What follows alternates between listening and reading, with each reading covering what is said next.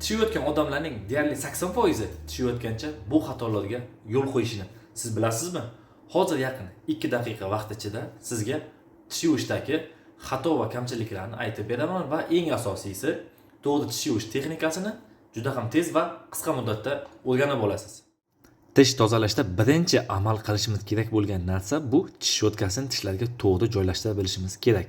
Ya'ni ko'pchiligimiz bilamiz, tishlarni yuvishda aylanma harakat yoki bo'lmasa boshqa turli xil ma'lumotlarga egamiz. Lekin eng asosiy birinchi biladigan narsamiz bu tish shotkasini tishlarga to'g'ri joylashtirish. Bu qanday bo'ladi? Bu tishning biz bilgan shotka qismi tishning yuzasiga 45 gradus burchak ostida joylashish kerak. Va shunda joylashtirganimizdan so'ng biz bularni milkka tegmasdan yuqoridan pastga yoki bo'lmasa pastdan yuqoriga harakatlar bilan yuvishni boshlashimiz kerak.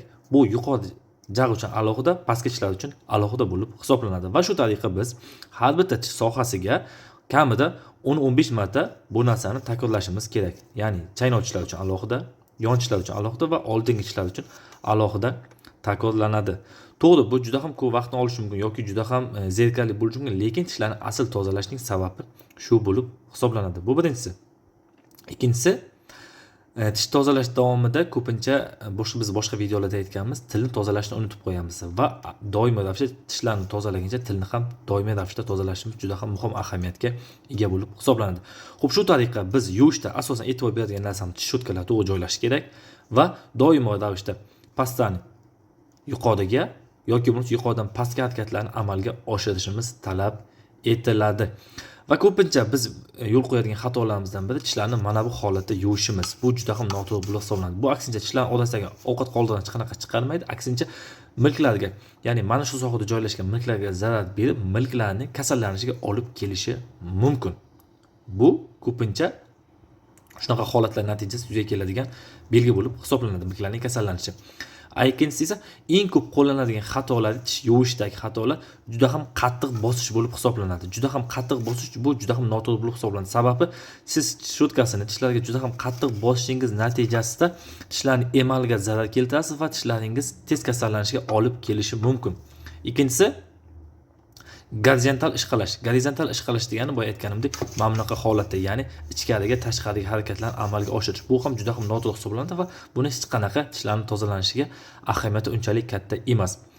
Va keyingisi ko'pchilik faqat tishlarni old tomonini yuvadi. Ya'ni old tomon deganda asosan biz 12 ta tishni nazarda tutamiz. Ya'ni qoziq tishlarining atrofi.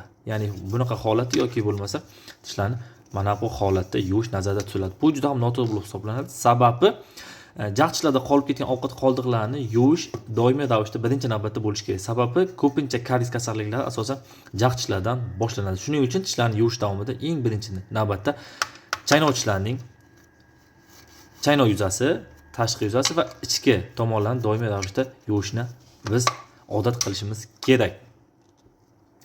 Va doimiy boya aytganimizdek, tilni hech qachon unutmaslik kerak va buni tilni unutish natijasida og'izda turli xil badbo'y hidlar yoki bo'lmasa boshqa og'iz bo'shliq shilliq padas kasalliklar yuzaga kelishi mumkin.